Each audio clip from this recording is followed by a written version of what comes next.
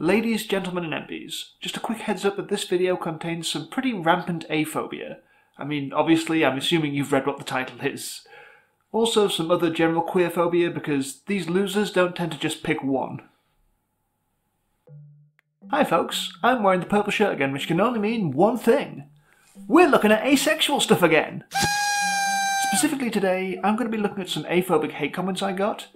Yes, some people said some not very nice stuff to me about my sexual identity this year, and like a good YouTuber, I've decided to mine it for content. Look, I just need a couple of easier things to close out the year. I'm pretty tired. And what could be more relaxing than looking at times that people were mean to me on the internet? But before we get into this, let's just clarify exactly what it is that I'm doing here. This is scripted, so you won't find me giving spontaneous reactions to these like a lot of people tend to do when they do comment reaction videos. I've hidden the usernames of anyone who commented just in case, and also you should know that these comments are now actually hidden from the channel, because a lot of ace people come to my videos looking for solidarity and validation, and I don't want to leave stuff in there that might hurt them. Same goes for any comments directing hate at any group. My comment section is not open to intolerance. I've also been pretty selective about which comments I actually want to respond to because I want to have stuff to say, and what benefit is there in responding to comments like, I hate asexuals. Lol, this shit is so fake. Because there's no such thing as asexuality. Asexual men just have a tiny dick. I mean, there's just nothing to say there beyond naff off you charmless nerks. And I never really want this channel to be saying nothing, especially when it's on this topic that is so important to me. So basically, if you came here looking for short, witty clapbacks, then this isn't the video for you. I have never had a wit, and I would not know what to do with one if I found it. Does it go in your car? Just one last piece of housekeeping that I want to go over, but don't have any specific comments saved to highlight. A number of people wanted to let me know something about my ace flag. It seems that the purple stripe on the bottom is just a bit too pink, which makes it strongly resemble the flag for gynephilia. This is a label that people use to say that they are attracted to women and femininity, and I can see why people looking at my ace flag might think this, and comment it to me over, and over, and over. But I assure you, it's just a printing error. This flag was bought for me from a queer bookshop and was labelled asexual. And then, once I got all those comments, I decided to order a new one just to shut people up. And I ordered it from the UK's biggest pride shop, and hey, guess what? It's the exact same thing. They just print them badly, I don't know what to tell you. This is what happens when the symbols that are used to represent your valid sexual identities are made in sweatshops so that capitalists can use them to exploit a quick buck out of you. Yes, I even found a way to be mad about capitalism in this video. But on the plus side, I have ordered a new one from Etsy yesterday, so hopefully that one will be the right colour. Maybe I'm just doomed to have the world's largest collection of incorrect ace flags. So, with all that out of the way, let's not prevaricate around the bush. Let's just dive right into this. Here follows an unpopular but very well thought through opinion for y'all acers, demis, and whatnot. Whether valid or not, asexuality and aromantic and everything akin to it are rather useless identity labels. They're terribly abstract, and to build a sense of self around a lack of interest or lack of an experience mostly just is nonsensical and pointless. It also has no legitimate place of representation in the LGBT community as an identifier, just like not really liking soccer doesn't belong there. Yes, most of the world population enjoys soccer, so me not liking it does generally make me the odd one out, but I don't take my sense of self from that lack of passion. The constructive thing to do is to try to find oneself in things one does enjoy, so I'd partly define myself rather by my passion for dance than my lack of enthusiasm for soccer. In the same way, my sexual and therefore romantic attraction, passion, and special feelings towards a multitude of guys greatly define me in being gay. Not so much my lack of all that in relation to women. A chair is a chair, mainly because of its chairness, not because it isn't a couch, even if that is still a prerequisite to it. So the statement I am making ultimately is that I'm not very interested in what you are not and what you don't experience, but rather in what you are and what you do experience, as that is what truly matters to me. Okay, yikes, so there's a few things to unpack here. First of all, you have to love when someone starts off by telling you just how well thought out their comment is. Like, there's no red flags there. Not at all. No, sir. Then they say whether valid or not, and I just want to make it perfectly clear that the validity of any and all aspec identities is not a point that is up for debate. I don't have to argue against that, we have nothing to prove there. But okay, so the general point here is that defining yourself as asexual is dumb because it's based on what you don't experience, and you should define yourself on what you are interested in. Be defined by your love of dance, not your disinterest in football. And no, I won't call it the S word, how dare you even suggest that. This is England, not America! What are you talking about? This is not America! But isn't this just a massive false equivalency? Because your sexuality isn't quite like your interest in football, is it? You can learn and choose hobbies based on what you want to do with your time, but your sexuality is just an innate thing. It's part of who you are without any outside influence. It just is there. Plus, if you don't like the football, you can just not watch. But allonormativity is damn near impossible to avoid. The world is a very sexual place. You can read almost any book, watch almost any TV show or movie, or just scroll on Twitter for a bit, and you will find people, both straight and normal, telling you just how important sex is. For instance, here's a moment from one of my favourite shows, Frasier. It's not like men have never used sex to get what they want. How can we possibly use sex to get what we want? Sex is what we want! See, it's a funny joke, because Frasier is obsessed with sex, and that's just what's considered to be normal. So normal, in fact, that he can state it as though it's a universal truth. And this is what living in the world is kind of like. People are constantly yelling at you that sex is the only thing that makes a relationship with another human being worthwhile. And if you don't experience that, don't have the desire for that, then you are in a minority, and you're constantly being told that what you experience is wrong, and that it's deeply weird, and of course it will form a major part of your identity. So is it weird to build a sense of identity around not experiencing something that the world is constantly telling you that you should experience? Nah. Plus, if, as your comment suggests, you are a cis gay man, then you should probably recognise this from how the world is built around straight people, and now you're an outsider to that. Which is also why aspec people are part of the queer community. Okay, I've put a couple together here because they're on a pretty similar theme. 2 seconds in, purple gentle sursuit. Definitely an SJW video. Asexual people are useless, but maybe a way to combat overpopulation. Asexuality is dumb like homosexuality. If you believe in evolution, then you're devolving, lol. Good luck not having your genes passed down. It's the basis of life. As you can see from one of these comments, this is something that is thrown at all sorts of queer folks, not just ace people. The idea that because we aren't generally breeding, that we are somehow less worthwhile than cishet people? But queer people can have kids if they want to? Just because you aren't a cisgender heterosexual couple doesn't mean you are incapable of having children.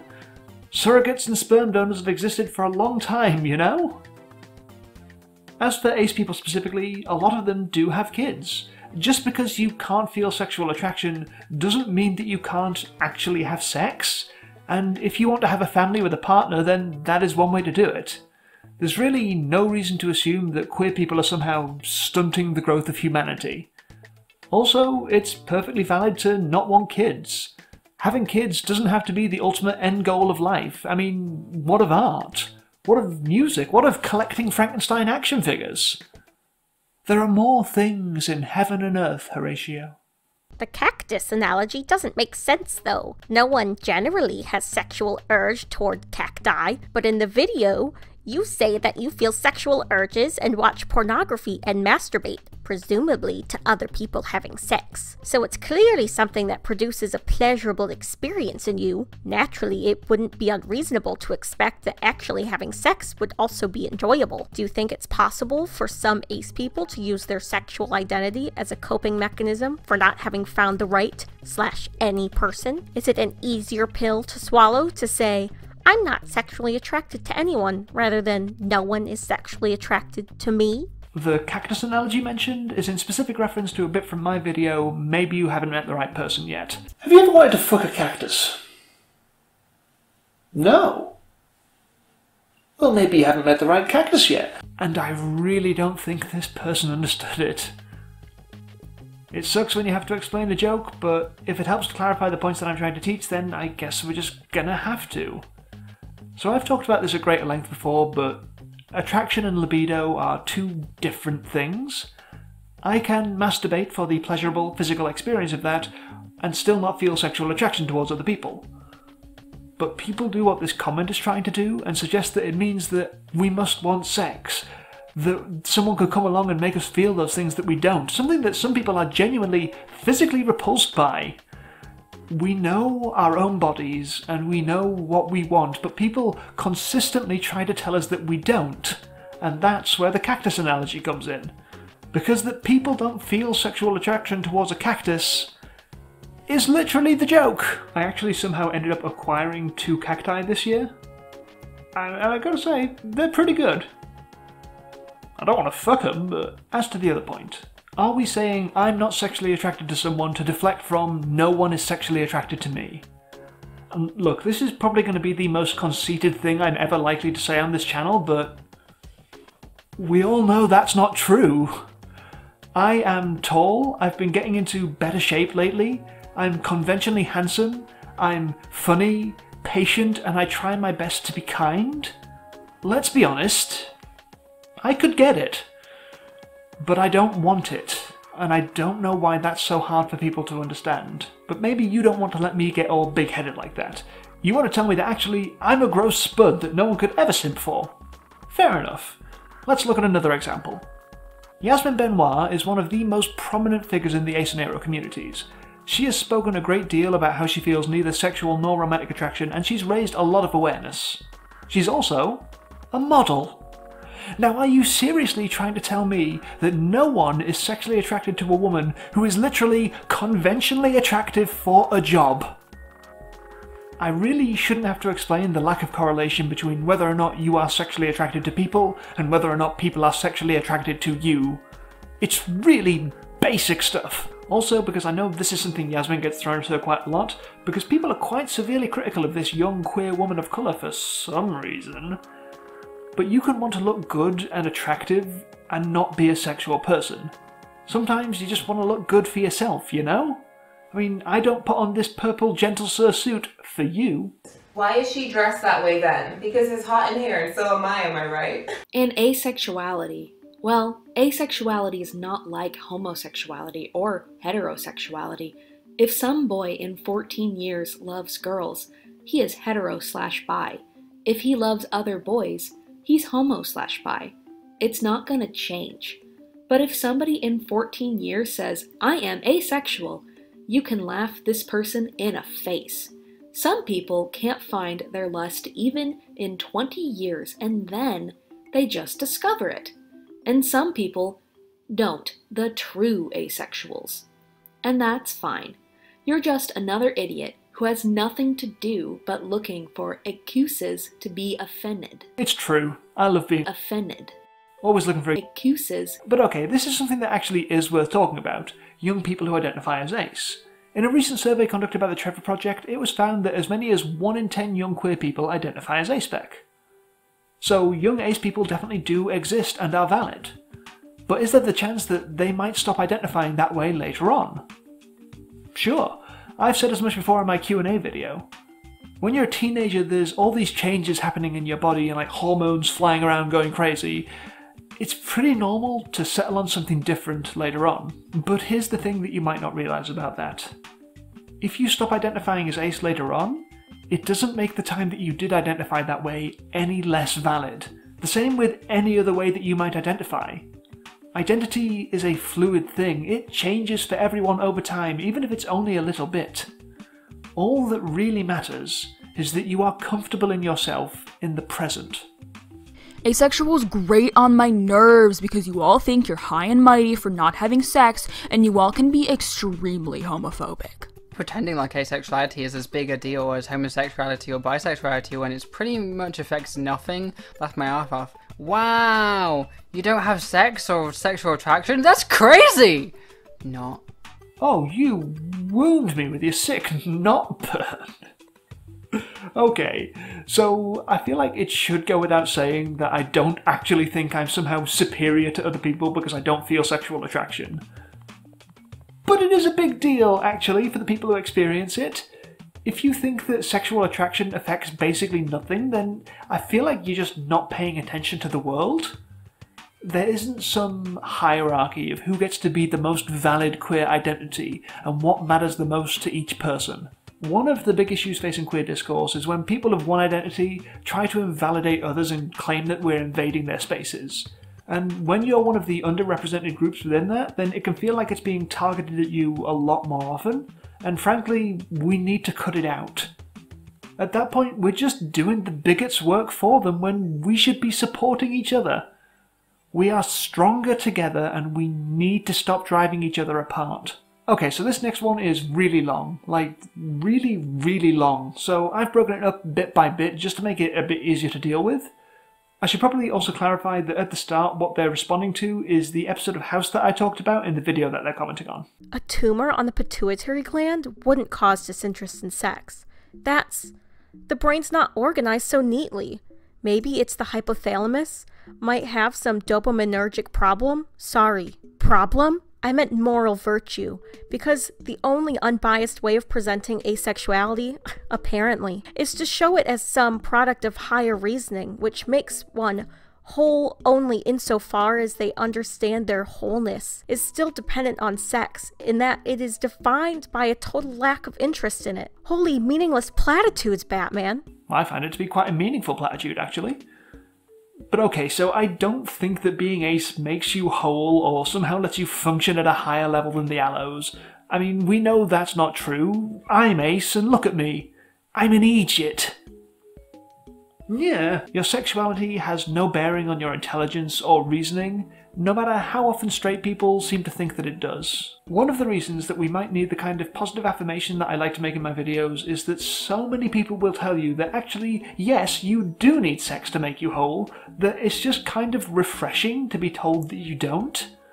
For instance, here is a clip from a video that Queer as Cat released a few years ago where they went to Pride and were confronted by the living embodiment of aphobia. Same thing. It's not at all. It's like we're talking about sex, not gay sex, not heterosexual sex, not any other kind. We're just talking about sex. Okay.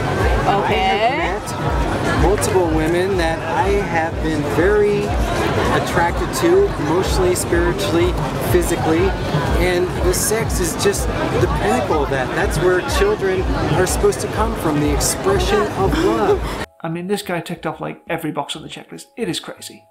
So when you can have, at a Pride event no less, someone coming up to you and telling you that actually you do need sex or there is something wrong with you, then yeah, it's pretty meaningful to have someone tell you that you are normal to not need it. I get the feeling the reason pansexuals and bisexuals stay so quiet is because they're horny enough to crack all your stupid social codes.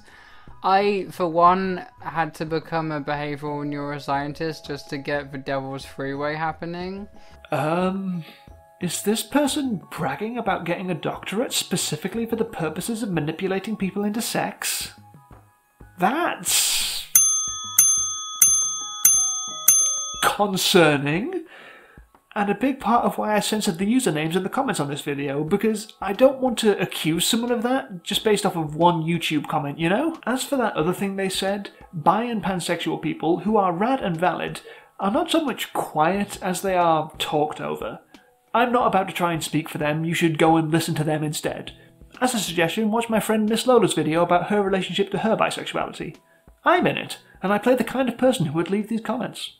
At least Natalie from ContraPoints just straight up says, I want converts. Give me an honest narcissist over one who's apparently wholly unaware of or overly opaque about their biases. I mean, clearly you're biased towards asexuals, but you're also biased towards well-adjusted asexuals, and you're also biased against asexuality being in the brain, I guess? And tumors causing sexual dysfunction? I don't know. What's the point other than you watch too much TV and take it too seriously? I don't know where this person gets the idea that I was trying to be unbiased. I was talking about an incredibly negative depiction of my own sexuality. Of course I'm biased about that. It's not some big gotcha moment to say that when it's never something that I claimed to be. Bias is not some inherently bad thing. We all have biases, both conscious and unconscious, that define what we do and the way that we see the world. Objectivity just isn't possible unless you're talking about facts like maths or something. The video on House was media analysis and therefore inherently subjective because, and this is the good part, there's no such thing as objective media criticism. Also, of course I'm biased towards well-adjusted asexuals. Why would I not want people to be adjusted in their sense of themselves? This is a very strange thing to try and pull me up on, that I want people to be okay, I guess? This comment was a lot. There was actually a little bit more to it after this, but I just didn't really have anything to say about the last bit, so just not gonna bother. Let's close this out with just one last mean thing that someone said to me.